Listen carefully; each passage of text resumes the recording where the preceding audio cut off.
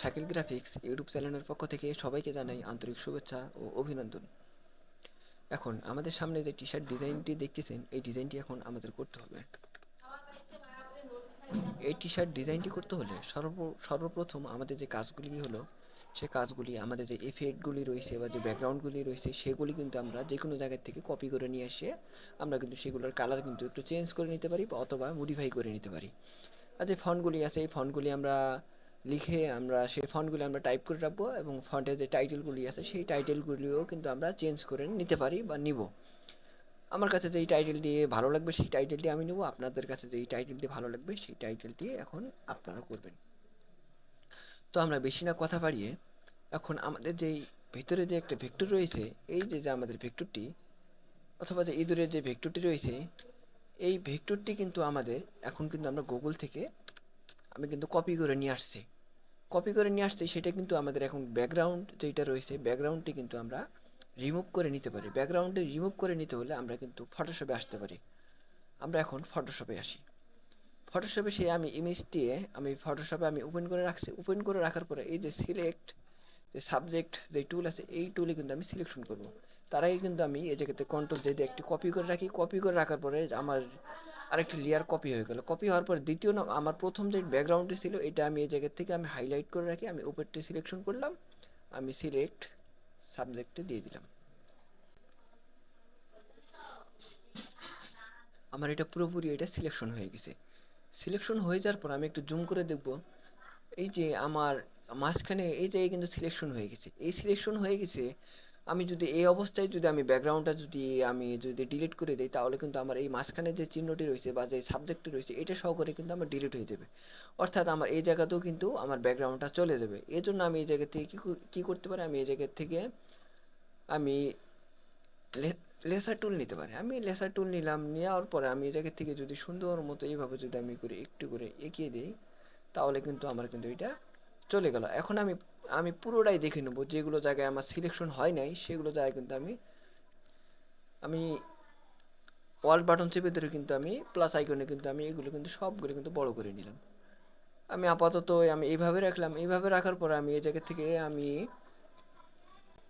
এই জায়গাতে যাওয়ার পর আমি এই যে আমার যে একটা যে মার্কস যেটা রয়েছে আমি এইটাতে আমি ক্লিক করলে কিন্তু আমার এটা ব্যাকগ্রাউন্ডটি রিমুভ হয়ে গেল। রিমুভ হয়ে যাওয়ার পর আমি মাউজের আমি রাইট বাটন চাপলাম। রাইট বাটন চাপার পরে তো আমি এই জায়গায় লিঙ্কটা তুলে দিলাম। আমি মাউজের রাইট বাটন চাপার পরে অ্যাপ্লাই লিয়ার মার্কসে দিয়ে দিলাম।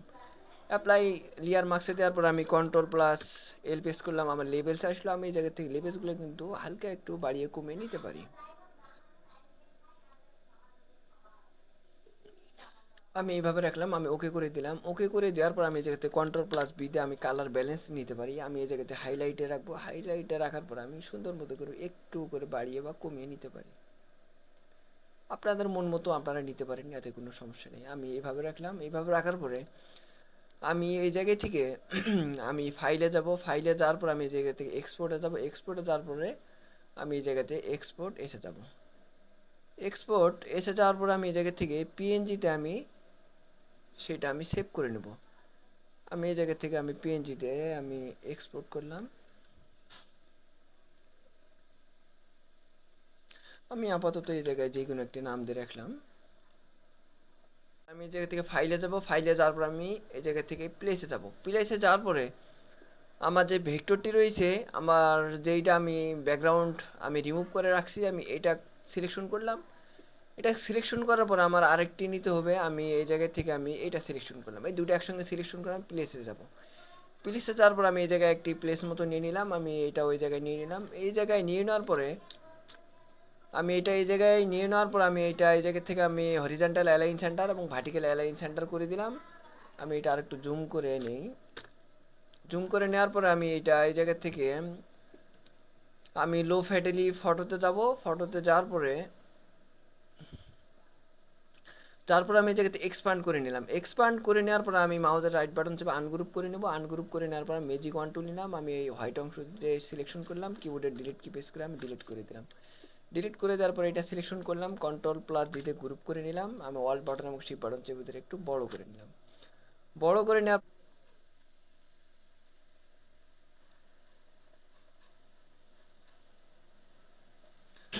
আমি এক্সপান্ড করে দেওয়ার পর আমি এই জায়গা থেকে এটা সিলেকশন করলাম, আমি হরিজন্টাল অ্যালাইন করে দিলাম। হরিজন্টাল অ্যালাইন সেন্টার করে দেওয়ার পর অল্ট বাটন এবং শিফট বাটন চেপে ধরে কিন্তু আমি ফন্টটি বড় করে নিতে পারি। আমি আর একটু নিচেও আমি নামিয়ে দিতে পারি, এইভাবে দিলাম, আমি এইভাবে রাখলাম। এইভাবে রাখার পর আমার নিচের যেটি আছে এটা আমি কিবোর্ডে ডিলিট কি প্রেস করে ডিলিট করে দিলাম। আমি এই জায়গাতে কন্ট্রোল আর প্রেসের রোলার নিলাম, আমি রোলারটি আমি আপাতত আমি এই জায়গায় দিলাম, আমি এই জায়গাতে আরটি নিতে পারি, আমি এটাও নিয়ে এসে আমি এই জায়গায় দিলাম। এই জায়গায় দিয়ে দেওয়ার পর আমি ফন্টটি কিন্তু আরেকটু ভিতরে দিতে পারি, এই ফন্টটি আমি চেপে আরেকটু ভিতরে দিলাম।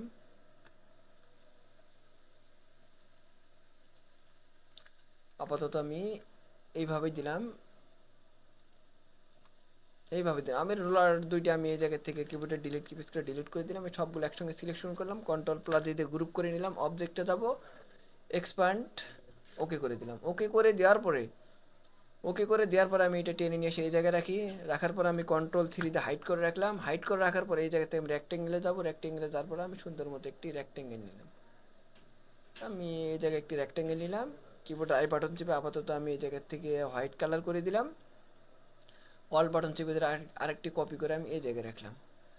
আমি কপি করে রাখার পরে এই জায়গা থেকে আমি কালারগুলো কিন্তু চেঞ্জ করে নিতে পারি। এই জায়গাতে আমি আপাতত এই কালারটি দিলাম, এই কালারটি দিয়ে দেওয়ার পরে আমি যেটা হাইড করে রাখছিলাম কন্ট্রোল অল্ট 3 দিয়ে শো করলাম, মাউসের রাইট বাটন চেপে আমি অ্যারেঞ্জ থেকে বিং টু ফাউন্ড করে দিলাম।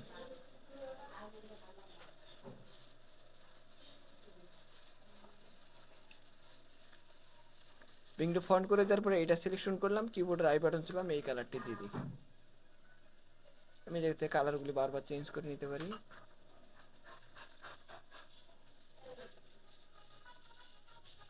আমার এই ডিজাইনের উপরে নেব, আমি মাউসের রাইট বাটন চেপে আমি অ্যারেঞ্জে গিয়ে বিং টু ফন্ট করে নিলাম। বিং টু ফন্ট করে নেওয়ার পর আমি একটু জুম করে দেখি, আমি বিং টু ফন্ট করে নেওয়ার পরে বিং টু ফন্ট করে নিলাম। ফন্ট করে নেওয়ার পর আমাকে এটা আগে ইমেজ টিচ করে নিতে হবে। আমি এর জন্য উইন্ডোতে গেলাম, উইন্ডোতে যাওয়ার পর আমি ইমেজ টিচ করবো। ইমেজ টিচ করে দেওয়ার পর আমি জায়গাতে হাইট কালারে যাব।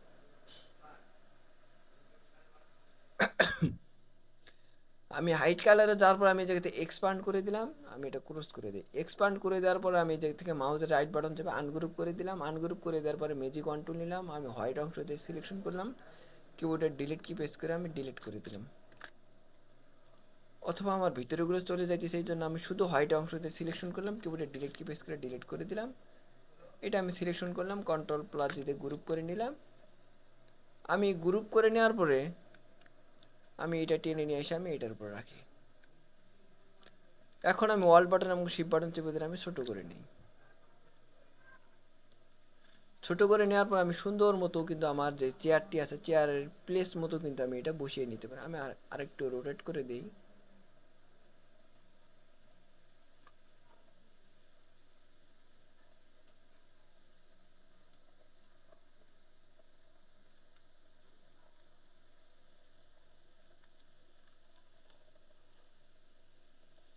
আমি এটা আপাতত এইভাবে রাখলাম, এই দুটো একসঙ্গে সিলেকশন করলাম, কন্ট্রোল প্লাস দিতে গ্রুপ করে নিলাম।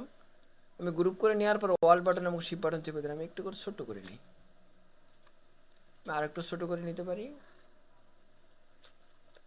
এইভাবে ছোটো করে নিলাম। ছোটো করে নেওয়ার পর আমি এই জায়গা থেকে আমার যে ফন্টটি আছে, আমার যে নিচের যে ফন্টটি আছে এই ফন্টটি আমি উপরে দেবো। এই জন্য আমি এই ফন্টটি সিলেকশন করলাম, কন্ট্রোল প্লাস টি প্রেস করলাম। আমি এই জায়গা থেকে নিচের ফন্টটিকে সিলেকশন করে রাখি। আমি এইটা কন্ট্রোল সি দিয়ে কপি করে রাখলাম। কপি করে রাখার পর আমি উপরে ফন্টটি সিলেকশন করলাম, আমি এই জায়গা থেকে কন্ট্রোল ভিতে পেস্ট করে দিলাম। পেস্ট করে দেওয়ার পর আমি এই ফন্টটি নিয়ে নিলাম।